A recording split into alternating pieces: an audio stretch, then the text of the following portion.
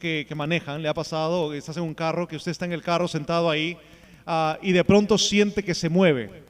Estaba distraído viendo quizás el teléfono, conversando con alguien y siente que se mueve el carro. Y supuestamente estaba estacionado, estaba con el pie en el freno y se mueve.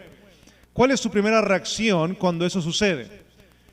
Cuando eso sucede, hay dos reacciones que usted normalmente tiene. Una es que algunos van a pisar el freno. De repente el carro no se ha movido. De repente lo que se ha movido es el carro del costado, pero te hizo pensar que tu carro se estaba moviendo. ¿Y qué haces? Pisas el freno. Y si en caso tú no estás en la posición del chofer, de repente estás como pasajero o copiloto, y ves eso, estás en una luz roja y de pronto sientes que te estás moviendo, tu mirada inmediatamente va a buscar un objeto fijo, sin que tú lo pienses. Sin que tú lo pienses, tú lo que vas a hacer es vas a buscar un poste, vas a buscar un objeto que no sea en movimiento, que sabes que no se mueve, y en base a ese objeto que sabes que está fijo, tú puedes saber si estás en movimiento o no. ¿Me están entendiendo? La doctrina de la Biblia es un absoluto, es un pilar en la fe cristiana. Hay movimientos alrededor, hay movimientos, hay diferentes enseñanzas, hay diferentes enseñanzas. ¿Dónde nos anclamos y qué nos permite saber que estamos en la verdad? La doctrina de las Escrituras, inerrancia, infalibilidad. Ambas son pilares que establecen un absoluto para nuestra fe. Entonces, hoy en día, en tiempos de relativismo, ataques al cristianismo y cuestionamientos a las autoridades o de la autoridad de las Escrituras bíblica, la doctrina de la infalibilidad se vuelve un ancla para la verdad cristiana. La doctrina de la infalibilidad no es una doctrina cualquiera, no es una enseñanza cualquiera, es uno de los pilares de esas varas de metal que van a formar esta columna de doctrina de la Biblia. ¿Okay? Es muy importante para la doctrina de la Biblia, la doctrina de la infalibilidad. No existiría certeza de leer este libro con confianza que no tiene error, ni en su contenido, ni en su aplicación. No habría esa certeza si no tuviésemos la doctrina de la inerrancia y la doctrina de la infalibilidad. Entonces se complementan para darnos plena certeza de que la Biblia, la palabra de Dios, es verdad, es verdadera, tiene sentido, tiene coherencia, tiene lógica, tiene sentido y sobre todo tiene el contenido de todo aquello que nosotros llamamos en la fe verdad. Avancemos. Si la Biblia contiene errores o pudiese fallar, toda la doctrina cristiana queda en tela de juicio. Les mencioné esto, creo, la semana pasada. Esto lo dijo un teólogo de renombre que, bueno, ya falleció él, pero él dijo, si hubiese algún error en la Biblia, entonces tenemos que desconfiar de toda la Biblia. ¿Es cierto eso? Sí, porque lo vimos la semana pasada, para inerrancia. Si hay un error, entonces tenemos que desconfiar de todo. Porque, ¿qué significa si hay un error? Significa que todo el texto puede tener error. Quizás hay errores no descubiertos, entonces la doctrina de la Biblia ya no es inerrante. Si hay partes de la Biblia en la cual el texto ha fallado en su verdad, se promete algo y no se cumplió, se dijo algo y no fue así, se da una certeza de un juicio o de una promesa de bendición y no sucede, entonces la Biblia tiene falla. Es importante que entendamos que si es que hay falla en la verdad de las Escrituras, en la aplicación de la verdad de las Escrituras, entonces tendríamos que dudar de la veracidad de cualquier texto bíblico. No podríamos tener certeza de que si morimos el día de hoy vamos a la presencia de Dios. Porque la Biblia podría fallar. Dios podría fallar. ¿Me están entendiendo? Infalibilidad es muy importante. Esta doctrina no es secundaria. Es vital para una teología coherente y una vida cristiana firme. ¿Okay? Es vital, no es secundaria. No se enseña ya mucho esto en las iglesias. No se enseña doctrina en las iglesias. Constantemente tengo la oportunidad, aunque he reducido esto bastante ahora, pero de viajar a diferentes partes del país y en otros países de Sudamérica, a veces enseñando en conferencias, grupos de pastores, en fin. Y algo que no se observa en iglesias es que se enseñe doctrina. No se enseñan estos conceptos. Y usted dice, pero ¿son importantes para la vida cristiana? Sí, porque usted tiene que tener la certeza de poder leer su Biblia con la convicción de que lo que Dios dice es veraz, de que lo que está aquí no falla, de que lo que está aquí no tiene error. Y para eso viene el estudio doctrinal, que es fundamental para una iglesia. Todos los que son miembros de esta iglesia, cuando nos hicimos miembros, leímos un pacto doctrinal, una declaración doctrinal, decimos. ¿Por qué es ese documento más importante que, a ver, cuál es la forma de música que van a tener?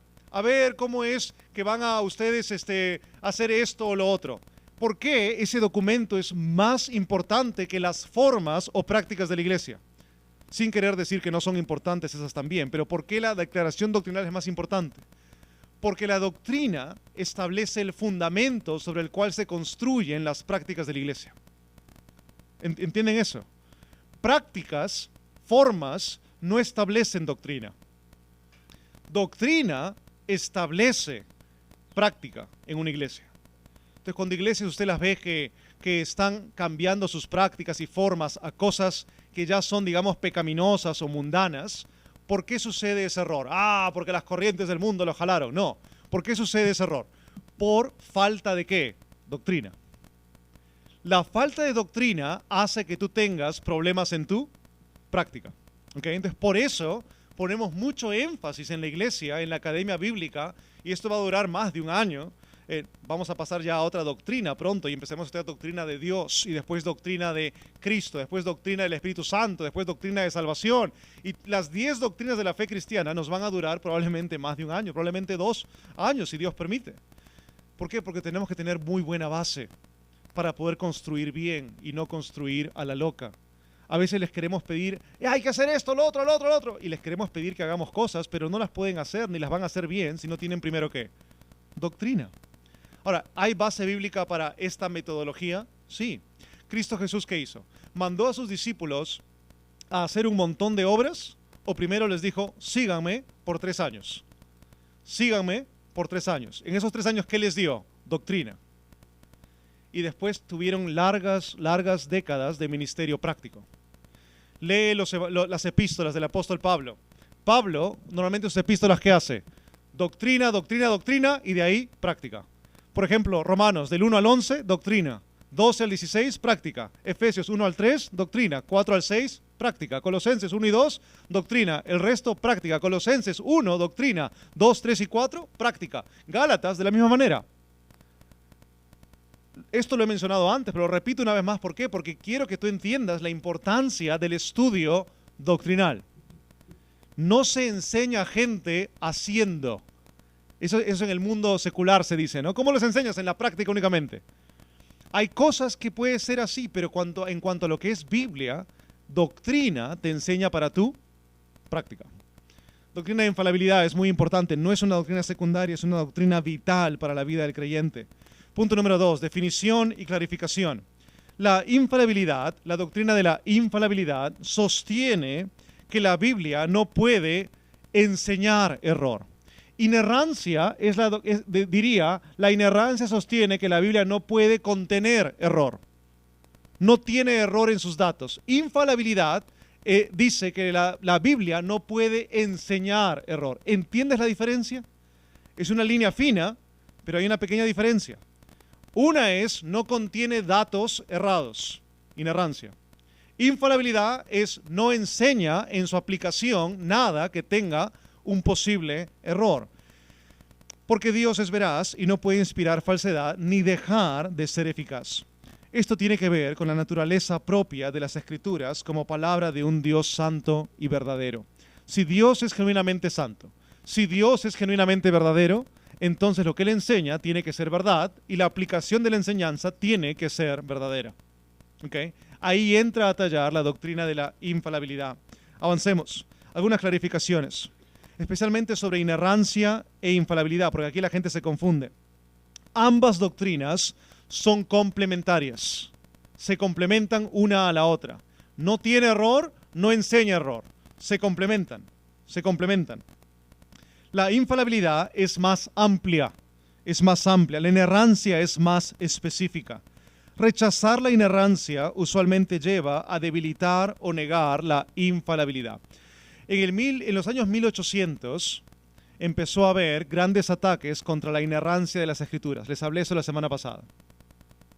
En 1900 las iglesias y los grupos quizás cristianos más predominantes en Estados Unidos se juntaron, hicieron como una convención, como un concilio, llamaron a diferentes estados, diferentes lugares, vinieron a un punto de encuentro en el cual hicieron un concilio. Esto fue en los 1900, las iglesias cristianas se unieron, ¿para qué? Para declarar con seriedad y firmeza la doctrina de la inerrancia de las Escrituras. Es decir, este grupo de iglesias se paró firme en decir, tenemos que enseñar y empezar a predicar la inerrancia de las Escrituras. Y por las siguientes 2-3 décadas, se predicó y se enseñó. Era común escuchar, oye, era una conferencia. ¿De qué es la conferencia? De inerrancia. Era lo común escuchar eso. ¿Por qué? Porque era lo que se estaba atacando. Y en las doctrinas de inerrancia siempre había un segmento donde se enseñaba la infalibilidad de las Escrituras, porque van de la mano. ¿Me están siguiendo? Hoy en día, por ejemplo, nos hemos vuelto tan pragmáticos que hemos perdido ya el interés a veces por ir a conferencias de temas doctrinales. Por ejemplo, en los 1960, 70 y 80, ¿sabes qué predominaba en las iglesias en Estados Unidos, por ejemplo? Predominaban las conferencias de escatología. Tú dices, ¿qué es conferencia de escatología? Significa conferencias de tiempos futuros. Entonces las iglesias se juntaban y hacían un congreso, una conferencia de iglesias para enseñar los eventos futuros. ¿Por qué? Porque en el 60, 70, 80 predominaban los ataques contra la verdad de los eventos futuros. Pero hoy en día, si nosotros pensamos en conferencias para encontrar y buscar masas de personas, ¿qué temas buscamos? Son normalmente temas prácticos, temas de los problemas que andamos viviendo el día de hoy, ¿no? Entonces, si hacemos una conferencia a los jóvenes, si los jóvenes que crecen en iglesia, ellos probablemente van a ir a por lo menos unas 50 conferencias o prédicas de pureza sexual. Cuando tengan 18 ya habrán asistido por lo menos a unos 5 campamentos, 10 conferencias y 30 prédicas de pureza sexual. A las parejas constantemente van a terapias, consejerías y conferencias de matrimonio. Y eso es lo que predomina hoy en día. Tú simplemente mira los libros que han salido en las últimas décadas. ¿Sabes qué libros salían predominantemente hasta el 80, hasta el 90? Libros de doctrina. Libros de tu relación con el Espíritu Santo. Libros de cómo crecer en una victoria sobre la carne, sobre el pecado. Pero después de esa época, ¿qué empezó a haber? Libros sobre temas prácticos. Ahora, no me malinterpretes. ¿Hay importancia en esos temas? Sí. ¿El problema cuál ha sido? Es que hemos eliminado la otra parte, la parte doctrinal. Entonces yo pienso que erradamente se le dice a adolescentes y jóvenes, mira, tema, santidad, pureza sexual, estos pasos, estos puntos, estas cosas, y así vives en santidad. Y no, así no se vive en santidad. Y olvidan que si le enseñaban una conferencia de cristología y le enseñaban a él su relación con Cristo y quién es Cristo y cómo él transforma, eso le va a dar victoria sobre pecados de inmoralidad sexual. No los puntos 1 al 20. Porque le das punto 1 al 20 y el joven se va hasta el 21. Le dices, no hagas esto, ¿qué hace? Hace esto. Si haces esto, hay peligro. ¿Qué hace? Lo hace. Ahora, eso no es invento mío, eso está en Romanos capítulo 7. El ser humano ve las normas, no toques esto, ¿qué hace? Lo toca. Pero comunión con Cristo, ¿qué te hace? Te frena. Oh, entiendo ahora. Cambia la cosa. Problemas matrimoniales. Hoy día vamos a hablar acerca del pacto matrimonial en la prédica. ¿Todo en qué se centra? En que mires a Cristo. O sea, tu esposo puede ser el peor del mundo, pero tú miras a Cristo y puedes aguantar un día más. No puedo. Mira a Cristo y puedes. ¿Me dejo entender? Termina siempre siendo un tema doctrinal. He ahí la importancia de tomar tiempo en analizar esto. Y les menciono eso ¿por qué? Porque no quiero que pierdan el interés de saber doctrina. Tienen que estar bien afianzados en su doctrina. Eso va a cambiar sus vidas, va a cambiar mi vida. Cosas prácticas no lo van a hacer. Ambas doctrinas entonces son complementarias. Estamos en la letra B, pasemos por favor a la letra C. Ya estamos en la C, avancemos a la C. Ambas doctrinas son complementarias. La infalibilidad es más amplia, la inerrancia es más específica, ya hablamos de esto. Avanzamos. Avancemos un pequeño cuadro para ver una comparación entre infalibilidad e inerrancia. Pongamos todas las palabras ahí, por favor. Infalibilidad dice que no puede errar. Inerrancia no contiene errores. Infalibilidad, ¿qué dice? Es un enfoque teológico doctrinal. Inerrancia está hablando de la historia y la verdad de los textos. ¿Qué hay aquí? El contenido histórico que se da no tiene error. Infalibilidad, su fundamento es que Dios no puede mentir. La inerrancia, su fundamento es que si es un libro inspirado por Dios, ¿se acuerdan que vimos eso bastante? Si es un libro inspirado por Dios, la escritura es veraz. Infalibilidad, el resultado te da confianza en la enseñanza. Inerrancia, el resultado es confianza en cada detalle. Ambos se complementan. Y juntos te dan a ti la plena certeza de abrir tu Biblia y descansar en que lo que tienes ahí no solo es palabra de Dios, sino que es palabra de Dios que no tiene error. ¿Y es vigente todavía el día de hoy? Sí, es vigente el día de hoy. ¿Por qué? Porque es infalible. No puede fallar. ¿Se entiende hasta ahí? Avanzamos. No me he olvidado que tienen tarea para hoy día, los que estuvieron la semana pasada. No me he olvidado de su tarea. Algunos se han olvidado quizás. No me he olvidado, ¿eh? Estoy esperando nomás que lleguen las 5:38 para preguntarles. ¿Okay? Base bíblica y teológica. ¿Okay? La base bíblica es la misma para inerrancia con algunas aplicaciones distintas. Letra A. Dios no puede mentir. Números 23:19 dice, Dios no es hombre ni hijo de hombre para que mienta. Dios no puede mentir. Dios no se puede equivocar. Si Dios no miente y Dios no se equivoca, entonces el texto que yo tengo y las promesas que Dios ha hecho acá son infalibles. No pueden fallar. Ahora, acá un asterisco. No pueden fallar, pero tenemos que entender también a quién se hace la promesa y cuándo se hace la promesa. Eso es algo que se llama hermenéutica bíblica. Tienes que entender e interpretar correctamente lo que se dice. Por ejemplo, Dios le hizo una promesa a Abraham en Génesis capítulo 12. ¿Qué le dijo? Que en tu simiente serán benditas todas las naciones de la tierra. Ya. Esa promesa, ¿a quién le hizo? Yo no puedo leer ese versículo y decir, mira, Dios me ha prometido que en mi simiente, en mi simiente. No, a mí no me ha prometido eso. ¿A quién le prometió eso? A Abraham. Entonces, infalibilidad no descontextualiza versículos bíblicos. ¿Me están entendiendo? Los mantiene en su contexto, respeta el contexto bíblico. Dios no puede mentir. Tito 1:2. Dios, y dice el versículo, que no miente, Dios no miente. Hebreos 6:18. Dice, es imposible que Dios mienta. Eso es imposible. Dios no puede mentir. Entonces, si Dios no puede mentir, ahí tengo una base bíblica para la verdad que creemos de que el texto es infalible. No puede fallar. Letra B. La palabra de Dios refleja el carácter de Dios. 2 Timoteo 3:16-17, para que lo vayan repasando un poquito para ver quiénes lo saben. Toda la escritura es inspirada por Dios. Es el mismo texto base. Si es inspirada por Dios y el texto dice que después, a ver, ¿quién se acuerda? Para que vayan practicando. Y útil para enseñar, redarguir, corregir. Ya, algunos están esperando que alguien más lo diga.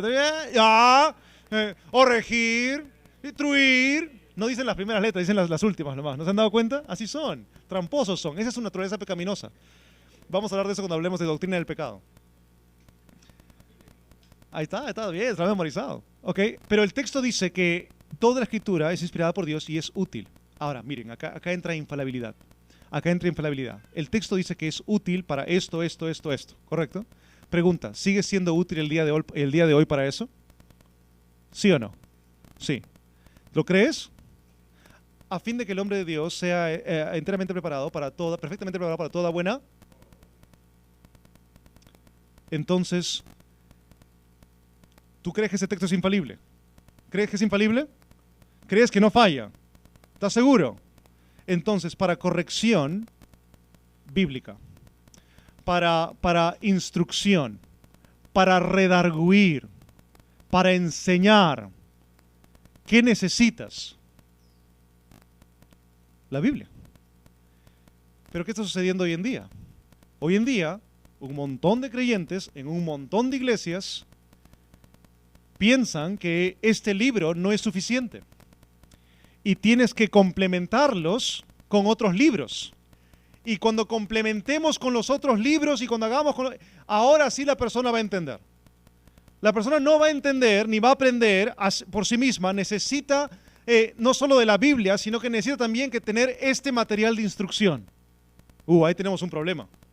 Porque si usted y yo pensamos así, ojo, no está mal materiales de apoyo, pero si usted y yo pensamos que necesitamos el material de apoyo para enseñar, redarguir, corregir, instruir, entonces estamos mal.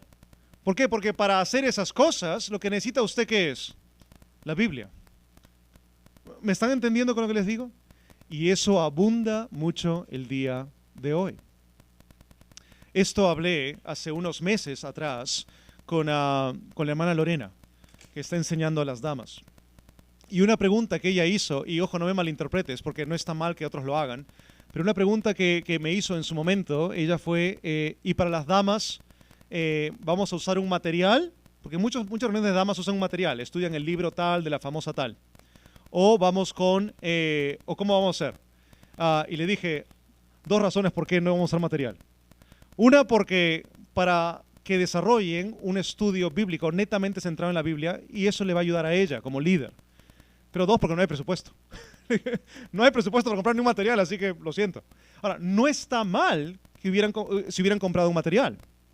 Pero ¿sabes qué es lo hermoso de esto? Que fuerza a ella a que tenga que sumergirse en el texto y pasar tanto tiempo en el texto para desarrollar una clase. Y le ha demostrado a ella que lo que necesita principalmente, ¿qué es?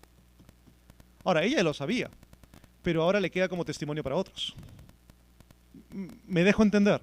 No estoy criticando los estudios o clases donde usan un material, pero no pierdas tu confianza en la veracidad de las Escrituras como Dios dice que es. Es útil. ¿Hasta cuándo? Hasta el día de hoy. Para enseñar, para redarguir, para corregir, para instruir en justicia. Ok, Salmo 119, 160. La suma de tu palabra es verdad. Todo lo que tenemos acá es verdad. Juan 17, 17. Tu palabra es verdad. Proverbios 35. Toda palabra de Dios es pura, es limpia. Entonces puedo leerla con la certeza de que tiene instrucción. ¿Sabes qué dice la gente hoy en día? No, pero esa verdad de la Biblia, no, eso es anticuado, eso no es así. Respetamos contextos una vez más. Si alguien te pide que vayas y mates un cordero para que te perdone Dios tus pecados, no, hay un contexto, eso fue en el Antiguo Testamento. Pero lo que vemos claramente en el Nuevo Testamento es una verdad aplicable para nosotros el día de hoy. Y la respetamos y nos sometemos a ella. Avancemos. Letra C. Jesús y los apóstoles enseñaron y creyeron en la infalibilidad de las Escrituras. Mateo 5, 17 y 19, lo hemos visto antes para inerrancia, ni una jota ni una tilde pasará hasta que todo se haya cumplido. Juan 10, 35 dice, la Escritura no puede ser quebrantada. Es decir, no puedes quebrar la verdad de las Escrituras. Mateo 22, 29, Jesús corrige con autoridad de la Escritura. Lucas 24, 44, Jesús afirma la validez del Antiguo Testamento. Dios mismo, Jesús mismo y los apóstoles enseñan que todo el contenido que llamamos Biblia es veraz. Entonces tú puedes leer Antiguo y Nuevo Testamento descansando y confiando en que lo que lees es verdad. Porque es palabra de Dios. Es palabra de Dios. Algunos niños que están aquí, a los de los 10 años para arriba, los tengo aquí ya porque quiero que vayan aprendiendo esto. Y varios de ellos les han demostrado cómo les queda esto a ellos en la mente, más que a nosotros a veces. Y hablando con algunos de ellos, y ellos aprendiendo acerca de estas verdades, es importante que ellos empiecen a leer por sí solos y van leyendo y van descubriendo más de Dios. Y ya no preguntan, la pregunta ya no ¿es cierto que Dios hizo esto? La pregunta es, ¿cómo es que esto pasó? Ahora, ¿cuál pregunta crees que es mejor? ¿La primera o la segunda? La segunda. La segunda pregunta muestra que ese niño cree infalibilidad. Ahora, ¿por qué dice que ese niño, por qué dice que cree infalibilidad con la segunda pregunta? Porque en la segunda pregunta no cuestiona si es verdad. Ya pasó, ya en su mente ya quedó que lo que está acá es verdad, que está acá es verdad. Entonces, oye papá, ¿sabes qué? No entiendo, ¿cómo pasó esto? ¿Cómo pudo pasar esto? Ah, eso muestra que en su mente hay una doctrina que ha quedado bien cimentada ya. ¿Qué doctrina? Que este texto no tiene error. No entiendo cómo pasó, tengo que entender cómo pasó, pero no tengo que dudar si es verdad o no. ¿Entiende lo que le estoy diciendo? Y eso es lo que queremos para estos niños. Que crezcan, sí, preguntándose y sí, cuestionando cómo es que esto pasó. Eso tenemos que preguntarnos todos nosotros. Pero que no pregunten, ¿esto es verdad hoy? ¿Esto todavía es cierto? Esas preguntas muestran que no hay todavía cimentado una certeza y seguridad en que lo que tenemos en el texto es verdad. Letra C, avanzamos. Tenemos más textos ahí, los vamos a poner ahí en la pantalla lo más. Usted los puede leer luego, ¿ok? Avanzamos a la conclusión. Si la Biblia es infalible, entonces debemos creerla completamente, sin reservas ni ajustes según la cultura. ¿Por qué digo eso? Porque hoy en día mucha gente se quiere basar en la cultura para decir, eso no aplica hoy porque eso era en otra cultura. Ya. ¿Hay contextos culturales que se respetan? Sí, por supuesto que sí. ¿Ok? Vemos ahí claramente que cuando Abraham hace el pacto con su siervo Eleazar, ¿cómo firman el pacto? Medio raro, ¿verdad? Lo que hicieron. ¿Qué hicieron? Se agarraron el muslo el uno del otro. Qué raro es esto. Aquí nadie agarra el muslo de nadie más, ¿ok? No, pero yo he leído que es infalible y tenemos que respetar lo que la Biblia dice. No, nadie agarra el muslo de nadie más. ¿Por qué? Porque respetamos que hay un contexto cultural de la época. Sin embargo, las verdades bíblicas, los principios bíblicos, ¿se mantienen? Sí. Esos se mantienen desde el Antiguo Testamento y el Nuevo Testamento. Los principios bíblicos se mantienen del Antiguo y el Nuevo. ¿Me están siguiendo? Y les voy a tocar en 2 minutos un ejemplo de esto. No lo voy a poder profundizar, pero elegí este ejemplo porque es un ejemplo sensible que causa controversia en la mente de muchos. Y es el tema del diezmo. ¿El diezmo es un mandato o no es un mandato? Y algunos de ustedes van a decir sí y otros van a decir que no y después se van a pelear.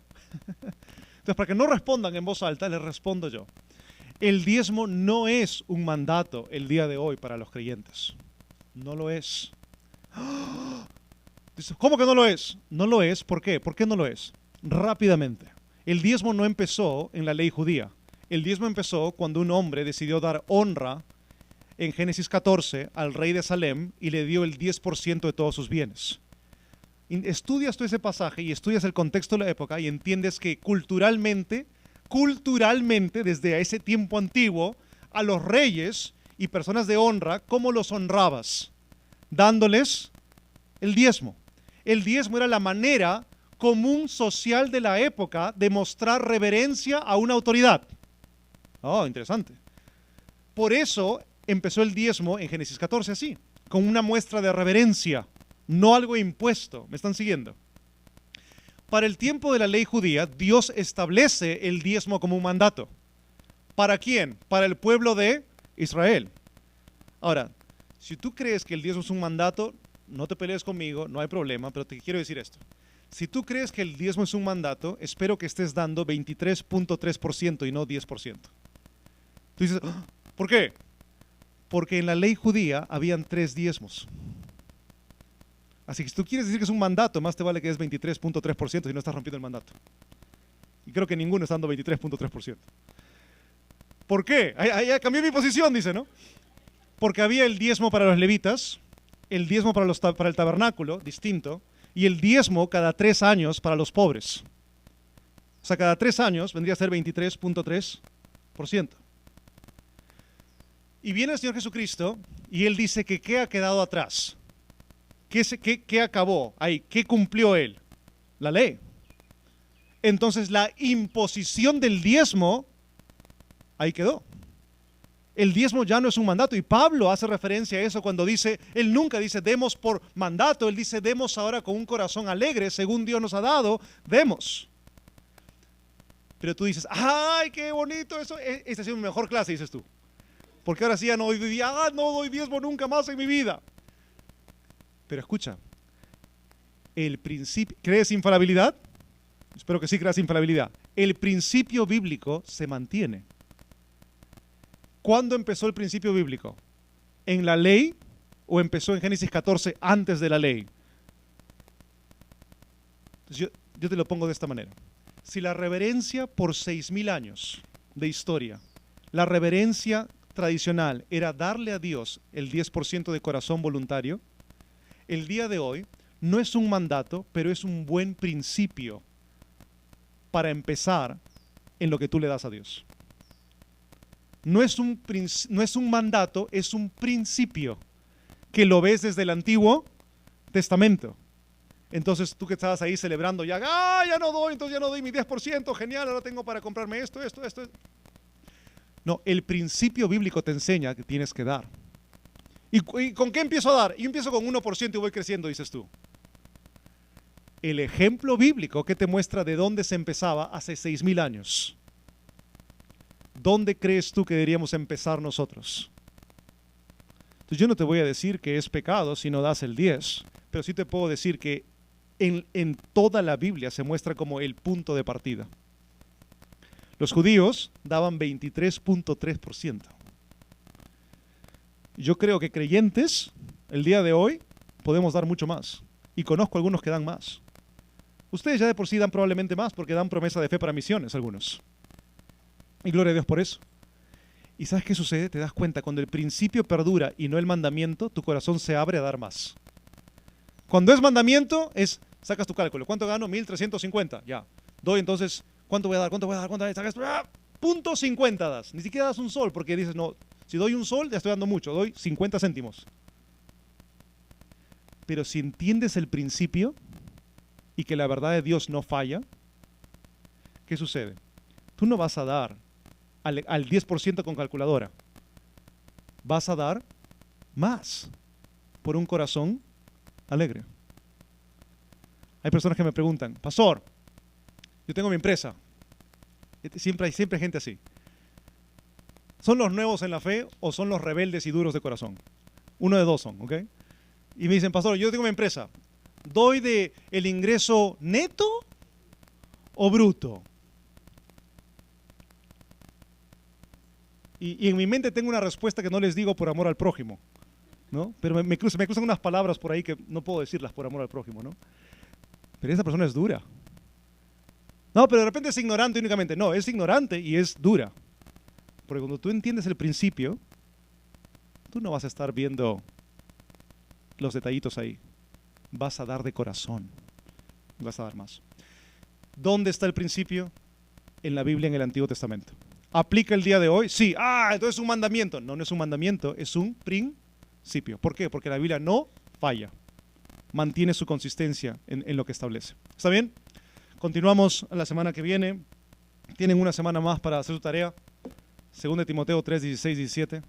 La semana que viene terminamos con el estudio de doctrina de la Biblia. Vamos a hablar de lo que es suficiencia y canonicidad. ¿Quién sabe? ¿Alguien ha escuchado de canon? Canonicidad. ¿Cómo sé que este libro es verdad o no? Ya, la semana que viene hablamos de eso.